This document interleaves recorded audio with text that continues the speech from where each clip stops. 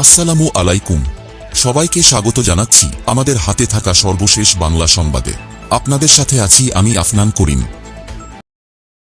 মিরপুর থানার পৃথক 2 হত্যা মামলায় নতুন করে গ্রেপ্তার দেখানো হয়েছে সাবেক শিল্প প্রতিমন্ত্রী কামাল আহমেদ মজুমদারকে।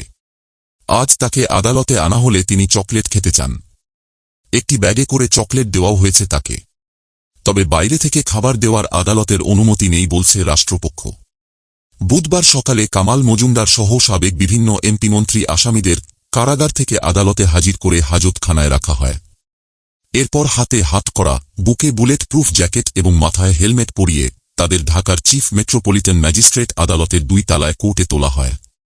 এরপর সাবেক শিল্প প্রতিমন্ত্রী কামাল আহমেদ মজুমদারকে মিরপুর থানার পৃথক 2 হত্যা মামলায় গ্রেপ্তার দেখানোর আবেদন করা হয়। শুনানির এক ফাঁকে কাঠগড়ায় দাঁড়ানো কামাল আহমেদ মজুমদার এক পাশে গিয়ে তার পক্ষের এক আইনজীবীকে ডেকে চকলেট খেতে চান। কিছুক্ষণ পরই শুনানি চলাকালে একজন আইনজীবী সাদা কাগজের ব্যাগে করে চকলেট আনেন।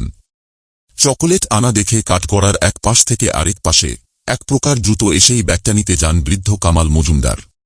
কিন্তু বিপত্তি বাঁধে কাঠগড়ার পাশে নিরাপত্তায় কর্মরত পুলিশ সদস্যরা দেখে ফেললে তারা চকলেট দিতে বাধা দেন।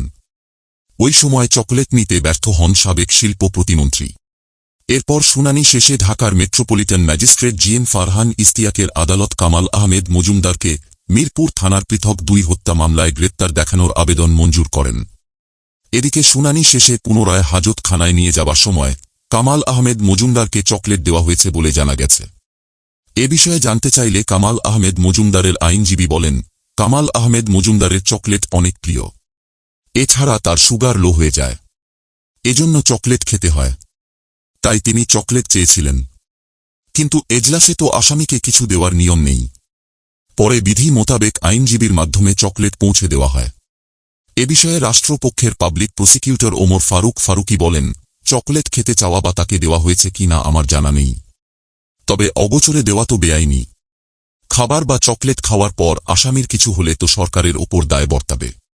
দায়িত্বরত পুলিশ ও ডিসি প্রসিকিউশন থেকে এ বিষয়ে কঠোর হওয়া উচিত। চকলেট বা বাইরে থেকে খাবার দেওয়ার বিষয়টি আদালত থেকে অনুমতি নেই বলেও জানান রাষ্ট্রপক্ষের এই আইনজীবী।